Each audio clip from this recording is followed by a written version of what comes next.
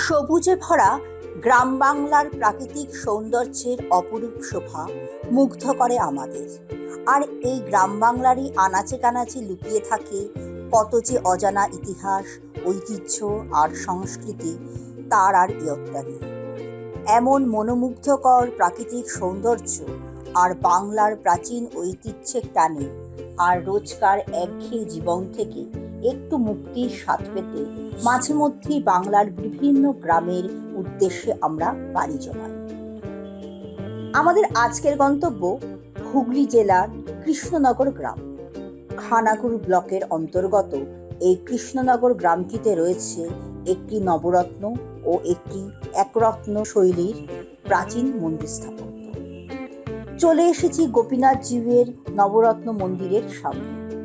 সুবিশাল এক সিংহদ্বার দিয়ে প্রবেশ করার পরে একটি পুকুরের পাশ দিয়ে কয়েক পা এগোলেই চোখে পড়ে গোপীনাথ জিউয়ের মন্দির চূড়া।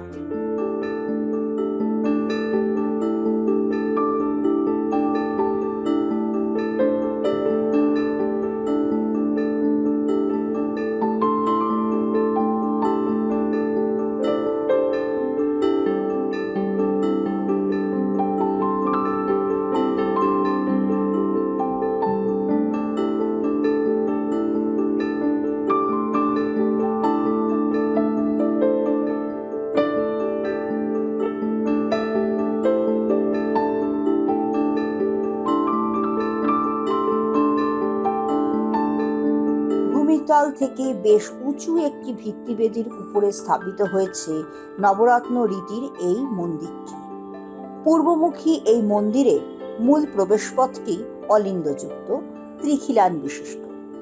মন্দিরের দোতলাতেও রয়েছে ত্রিখিলান প্রবেশপথযুক্ত গর্ভগৃহ। শিখর দেউল রীতির রত্নগুলো ত্রিরথ বিভাজিত।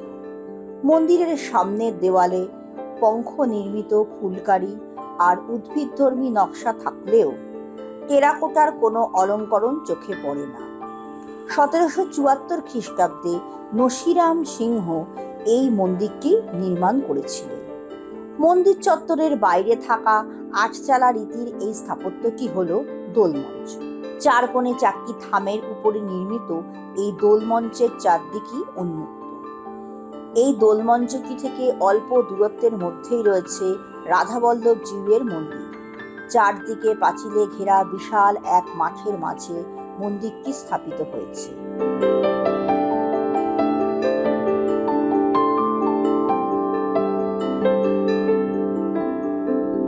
মন্দির প্রাঙ্গণে প্রবেশ করার সিংহ দরজাটি বন্ধ থাকার কারণে পাশে থাকা অন্য একটি দরজা দিয়ে আমরা মন্দিরের সামনে পৌঁছালাম। একরত্ন শৈলীতে নির্মিত এই দেবালয়টি আকৃতিগত দিক থেকে বিশাল। মন্দিরের চূড়াটি তৈরি হয়েছে 4 চালা রীতিতে, আর এই 4 চালাটির চারদিকেই রয়েছে খিলানযুক্ত দরজা। মন্দিরের মূল প্রবেশপথ পূর্বমুখী, তবে আরও একটি প্রবেশপথ রয়েছে মন্দিরের দক্ষিণ দিকের দেওয়ালে। দুটি প্রবেশপথই অলিন্দযুক্ত, ত্রিখিলান বিশিষ্ট। পূর্ব ও দক্ষিণ দিকের দেওয়াল প্রচুর টেরাকোটা অলঙ্করণে সজ্জিত, তবে তা মূর্তি ফলকহীন।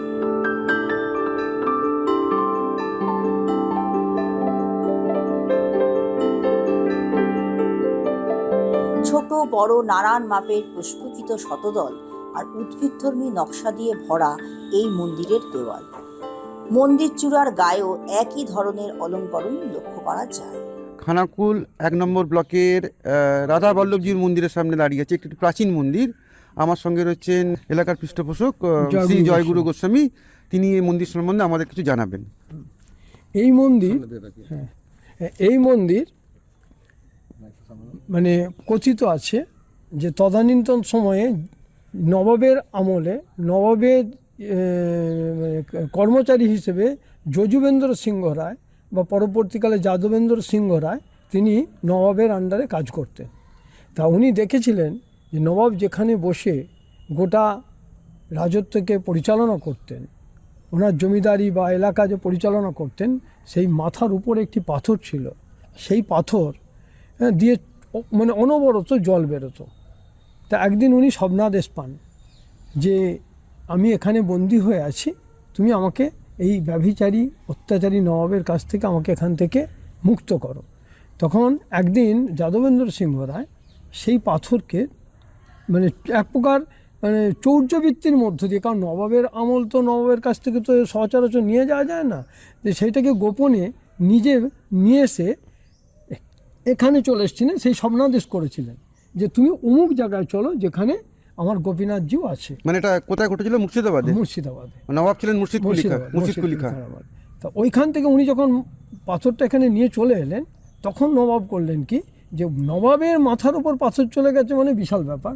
চারিদিকে শান্তি দিয়ে ঘোড়া ছুটিয়ে তার তল্লাশি শুরু করলো যে ওই কর্মচারীকে ধরতে হবে, যে কোথায় আছে। তখন উনি এখানে এসে দেখলেন যে পাথর সমেত এই জায়গাতে ওই কর্মচারীকে ধরা পড়ে। কর্মচারীকে ধরার সাথে সাথে মুণ্ডুচ্ছেদ করে দেয়। সেই কাটা মুন্ডু কিন্তু এখানে কথা বলেছিল যে কেন উনি এখানে নিয়ে এসেছিলেন, ওনার কি বাসনা ছিল, বা এখানে কেনই বা উনি চুরি করে নিয়ে এলেন, হ্যাঁ, ওইখান থেকে বয়ে উনি কিন্তু সব বলেছিলেন সে কাটা মুন্ডু। তখন সেই নবাব চমকে উঠেছিলেন, এ কী করে সম্ভব। তখন উনি তার প্রায়শ্চিত্ত স্বরূপ এই মন্দির নির্মাণ করেছিলেন। যাদবেন্দ্র সিংহ রায় উদ্দেশ্যে এই মন্দির নির্মাণ করেছিলেন। দেখবেন এই মন্দিরটা খানিকটা মন্দির এবং মসজিদের সমন্বয়।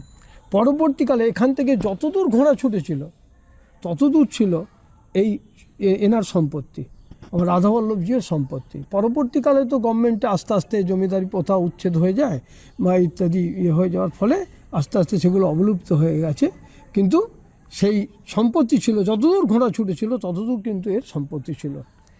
এইটুকুই এর ইতিহাস আছে। এখানে সারা বছর যেমন আমাদের গোপীনাথের যেমন দোল, রাস, জন্মাষ্টমী ইত্যাদি যাবতীয় কৃষ্ণের যে ব্রতগুলো চলে সব কিছু চলে, এখানেও চলে। মন্দিরটির অলিন্দের ভেতরের দিকে দেওয়ালের অলঙ্করণগুলো সবই পঙ্খের। রঙিন এই নকশাগুলো ভারী চমৎকার।